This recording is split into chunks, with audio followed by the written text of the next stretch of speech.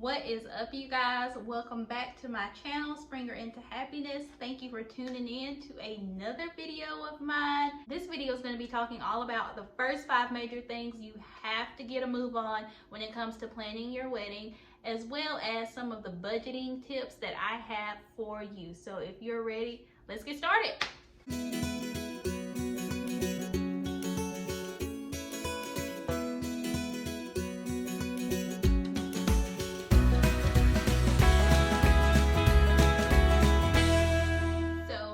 For tuning in to this video. If you have not already done so, if you like what you see so far, I know my channel is new, but if you like what you see so far with this wedding series, go ahead and click subscribe, turn your notifications on, comment, like this video. I would really appreciate it. Let me know how you're liking the content so far. Let me know what you would want to see in the future. But for this video, like I said, we're going to be talking about, in my opinion, the first couple of things that you have to do like ASAP when you are planning your wedding, that you have to inquire about when planning your wedding, and also some budgeting tips that I have for you, things that I did to make our wedding happen. So here we go. But before I go through this list, so this list is not obviously an exhaustive list. Like, this is just, like, in my opinion, like the top 5 things that you really need to do first when planning your wedding.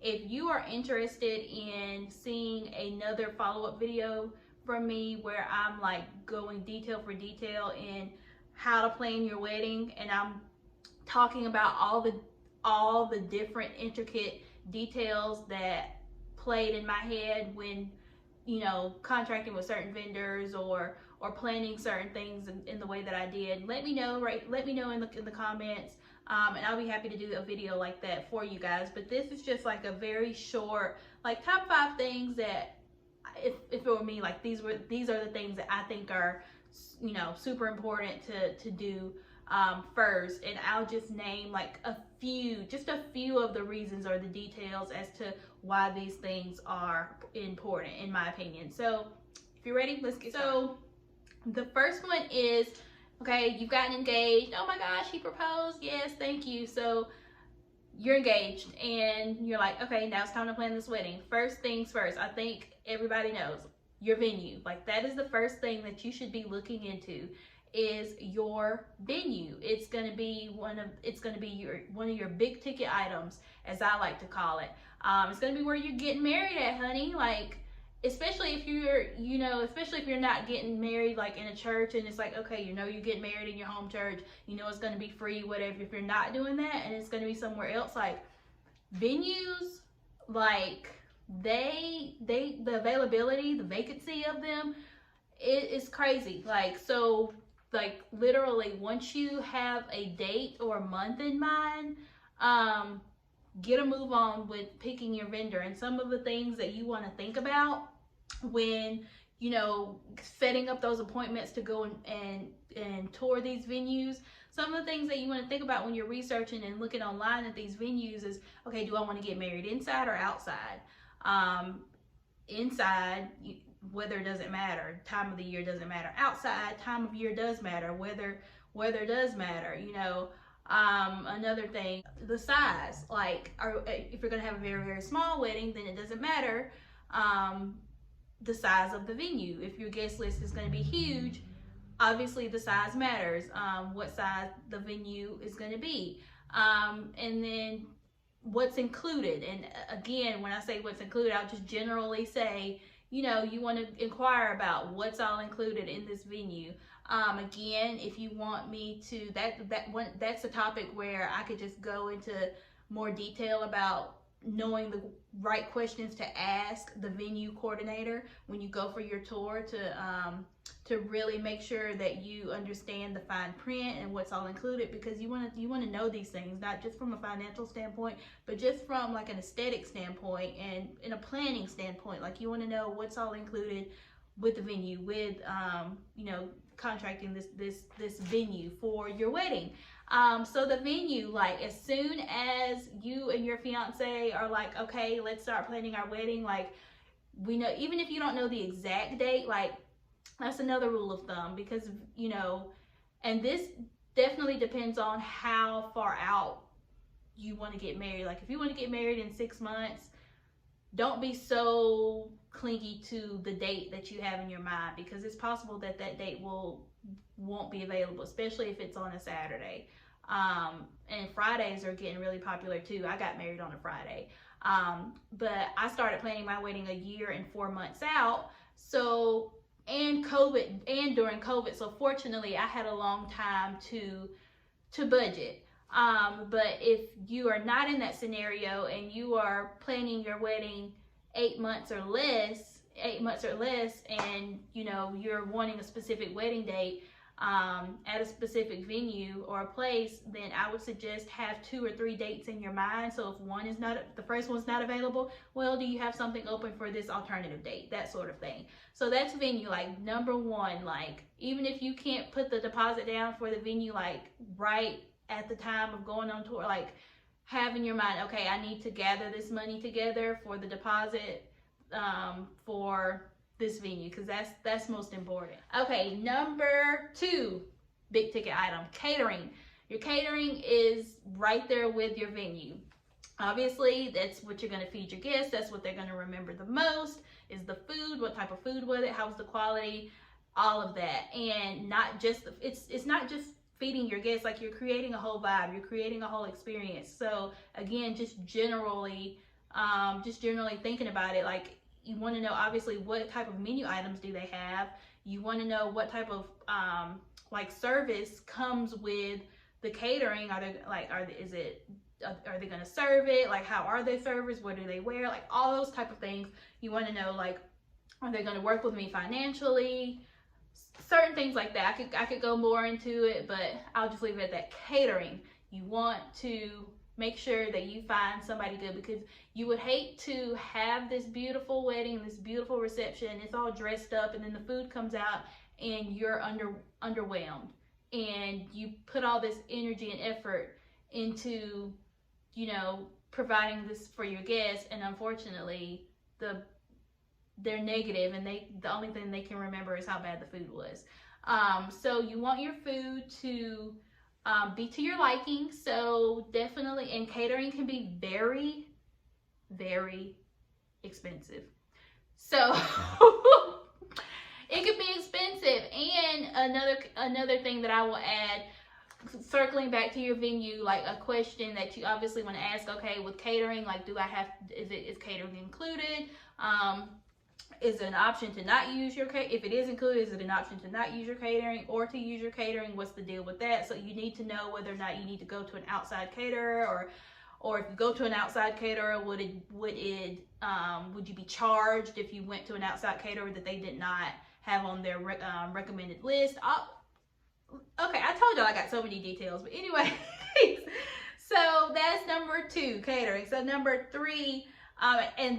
Again, like these are listed in chronological order of like level of importance, in my opinion. So number 3 will be photography, videography. So if you're a person who's sentimental like me, and you want your day to literally last a lifetime, like not just in your mind, but like on pictures and like video as well, then you want to definitely make sure that you put the time and effort into finding the videographer and photographer of your choice. And not just from my perspective, but as well as other people. Like that's like that was the biggest thing that I heard and read about, because I did, like, even though I knew like a lot of things that I wanted for my wedding, like I'm a research type of gal, so I will research something like all day, any day. And so I researched blogs and wedding blogs and articles about weddings and from previous brides, and that was probably the most frequent thing that I read, was that people regretted not having a better photographer, not having a better videographer to capture their beautiful moments, things like that. So if you are one of those people where you're like, okay, I know I want a bomb photographer and a bomb videographer to make these moments last a lifetime, then obviously, like, that's a big ticket item, and you want to make sure that you find somebody that is going to provide quality, that's going to be professional. I'm just going to brag on my photography and videography company all day, Love in Motion Films. They were amazing. in all honesty, I had been stalking them for like a year or two before we even walked down the aisle, and I just loved how they presented. It was like I had never seen like the cinematography element that they do. Like, I had never really seen that from a wedding perspective, and I just thought, you know, and it's plenty of companies like, you know, that do that as well. They're not the only ones, but they're just the people that I chose. They're here in Atlanta, small Black business, and I was very pleased. I was very pleased with their service. But again, photography and videography. Number 3 big ticket item. Okay, so number 4, your dress. So I know, you know, in my opinion, your dress should not be like the first or the second thing that you get. Like, I don't care if your wedding is in 3 months. I don't care if like you're like getting married tomorrow. Like, before you go dress shopping, which I know like for a lot of people is like the like best part, or like, oh, what am I gonna wear? Like, make sure you at least make sure you have it like signed away, locked and secured, like your venue, like where you're gonna at least get number 1 out of the way before you get your dress. But if it were me, I recommend, you know, getting your venue, even if it's not, and I don't mean like paid in full, I just mean like deposit down, like secured, like reserved, your venue, your catering, your photography, videography, and then you can go dress shopping. If you have the time, like, I recommend going dress shopping 8 months out at least. I think mine was maybe 10 months out, something like that.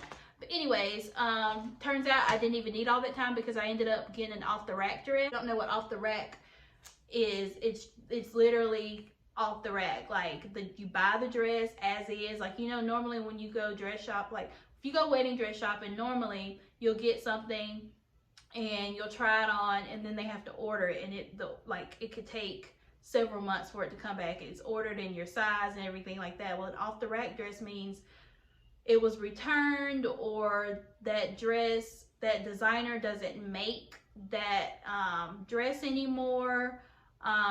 For whatever reason, it's off the rack, and so you buy it as is, and you have to, obviously, if it doesn't fit or whatever, you have to get it tailored or whatever after you buy it. But you buy it as is, you buy it that day, you take it home that day, and because of all of that, it's significantly cheaper. And so in my case, I didn't even need all that time, but I didn't know I was going to get lucky and find an off the rack dress that I actually liked. But in long story short, like, put enough time aside to go dress shopping, to make sure that you get the dress that you want, and to make sure that it will be back in time for your big day. So that's number 4, dress shopping. Number 5, entertainment. So we're already at number 5, entertainment. Decide, honey, do you want a DJ? Do you want a band? Do you want musicians? Do you want all 3? Like, what do you want? What do you want your vibe to be? Like, your entertainment for the night, for your ceremony, for your reception. I love like music and all of that, so me and my husband do. So like, I got all 3. Like, I had a DJ. I had him like playing some of the music for the ceremony, as well as I had a harpist, and I had a live singer to actually sing me down the aisle for the ceremony. For the reception, the DJ, he did most of the song playing, and then I had a live band who did like a several song set during the reception as well. I also had a violinist that played during cocktail hour. But decide your entertainment. Like, decide what type of vendors and like the style of music that you want. Like, it's all about creating that imagery, right? So those are of course there are many more things to, you know, in terms of vendors and everything when planning your wedding, but those, in my opinion, are your top 5 that you definitely want to get out of the way, like, sooner rather than later when planning your wedding. Okay, so now we're gonna jump to the second part of this video, and that is budgeting. So again, these are just things, in my opinion, that worked for me when planning my wedding. I will go ahead and say that my wedding was paid in full paid in full, you know, before the actual day of the wedding. There were no loans or credit cards taken out to pay for the wedding, which I know some people do. And if you have to do that, I'm not saying that's a bad thing. I just know that fortunately and luckily, I didn't have to do that. And we were very proud to say that everything that was paid in full, and that we didn't owe anybody. So again, these are some of the things that just worked for me when it came to budgeting for my dream wedding. So here we go. So the first one is, when setting your budget for your wedding, before you even set that number in your head, and before you even say my budget is this, research. Again, research. Like, research and be realistic.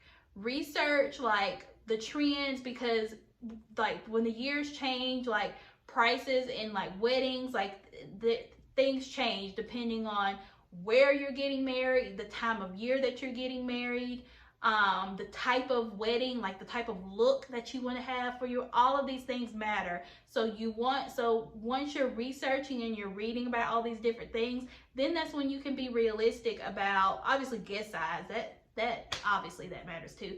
Like, all of these things will help you come up with a realistic number that you can have in your head when you decide to start, budgeting for your wedding. And so for me personally, like our wedding date, March 26th, that date was not random. Like, I took a couple of weeks to research places. I researched like states, like the average price for a wedding in different states. Like, Alabama was way cheaper than Georgia.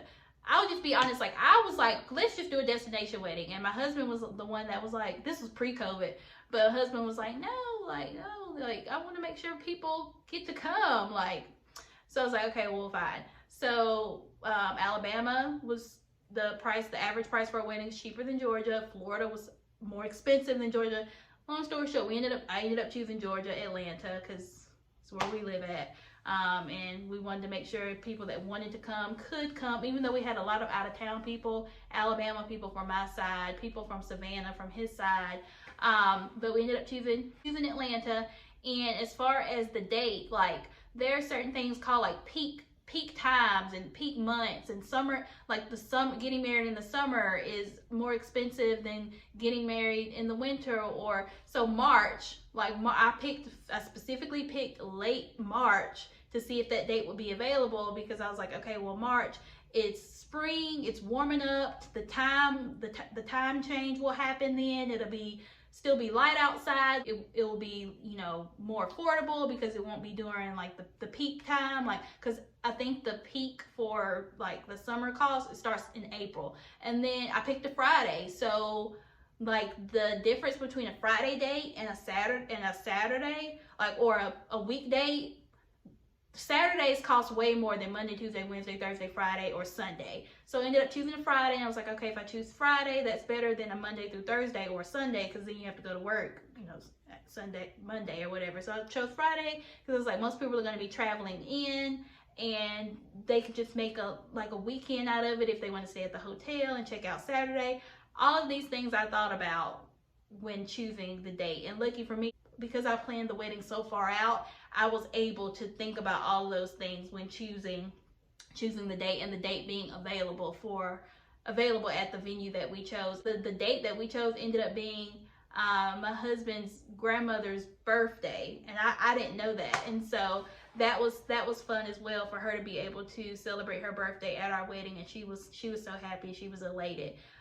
So be realistic and research. And then once you gather all that information, then that will give you a better indication on like, okay, this budget can work for me. So number two, the second thing that I would say from experience and from advice is, when you set that budget, give yourself some mental wiggle room as far as the budget. Like, be strict with your budget and have it in your mind.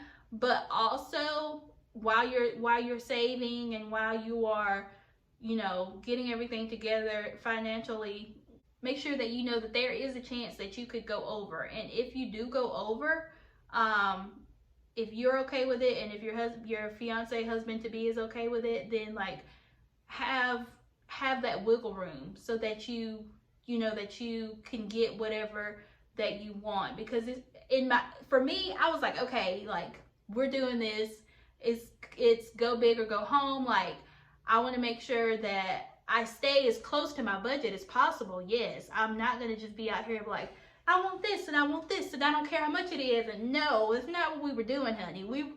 I was budgeting, honey, and I'll get to how I saved in a minute. But at the same time, like I wanted to make sure that I had things at the wedding, like I had the look that I wanted, and I didn't want to skimp out on quality just because I was saving. And if it was something that I did want that was, you know, that made me get out of my budget, like I had already had in my mind, I already had the mindset of, okay, like I'm gonna work harder to get this. And again, time was on my side. If you're a person who's planning your wedding in like 5 months or less and you don't have all that time to save in the budget, well, this tip might not be for you. But if you're a person who's planning your wedding, you know, 9 months, 10 months out, 11, 12, 13, 14 months out, then, you know, you have more time to gather your coins, honey.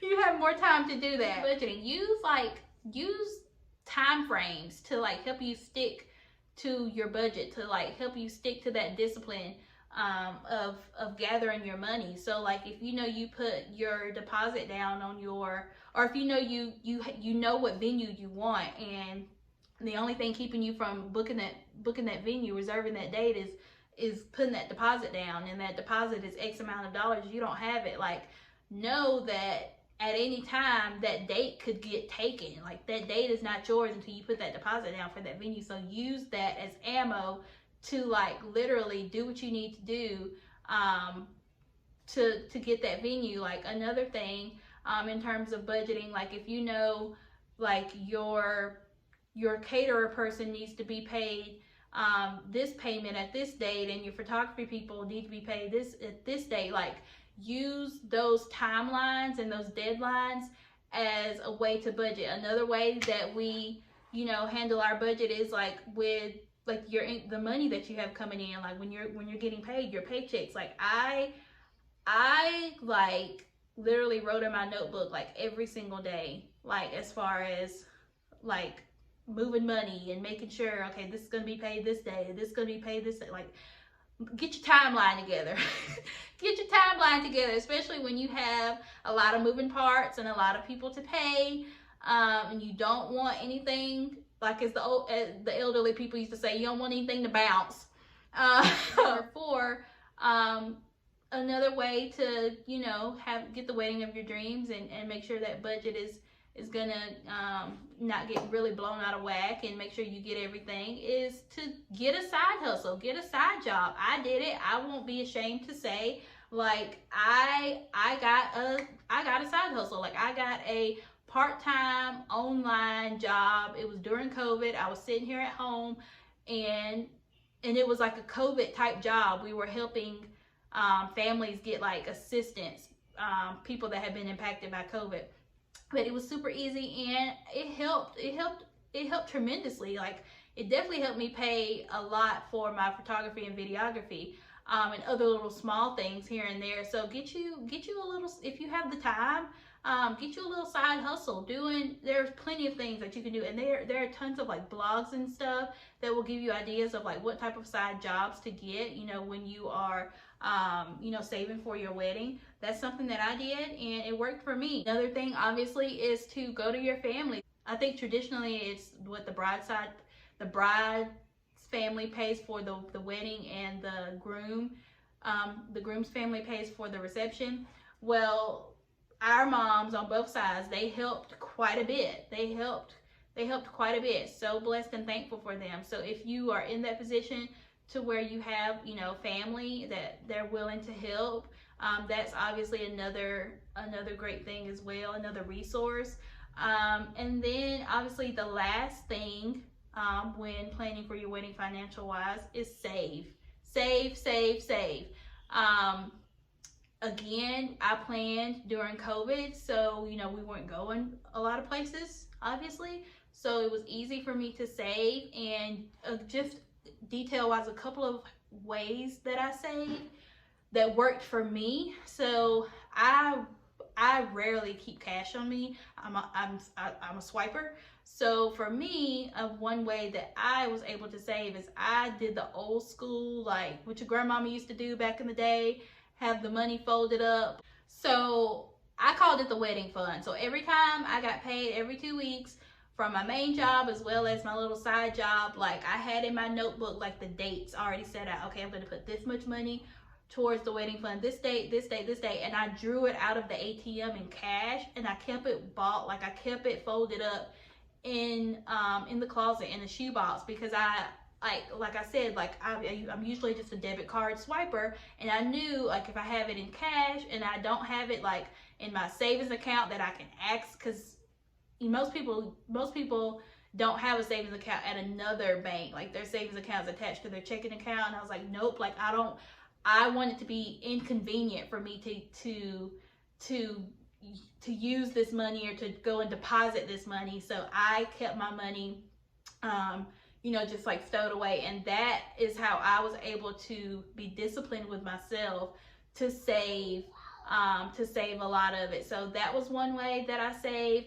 Another way that I saved is I just literally was like disciplined in like any type of petty cash that I saw laying around the house, on the ground, coins. I had, y'all, hundreds of dollars in coins, like, and take them to the bank. Don't take them to the coin machine, because they're gonna take a percentage. So many, like I saved so much money. Or gathered so much money in coins. Other ways that you can obviously keep track of like your saving is they have different apps and things that you can, you know, track your saving. I just did the old school pen and paper, and manually kept up with like how much money I was going to put towards the wedding fund, and how much money I was paying this vendor this week and that vendor the next week, that sort of thing, so that I could really know. But there are so many different ways that you can, you know, budget and save and keep up with, you know, how much you're putting towards your wedding and your vendors. I hope this information helped you. I hope it sparked something for you, or answered at least one question that you may have had. Let me know if you were able to get anything informative from this video, and let me know in the comments. And yeah, that is basically it, you guys. If you have any questions, feel free to reach out to me. I am here to answer any of the questions that you may have. But for now, I will talk to you guys later. See ya.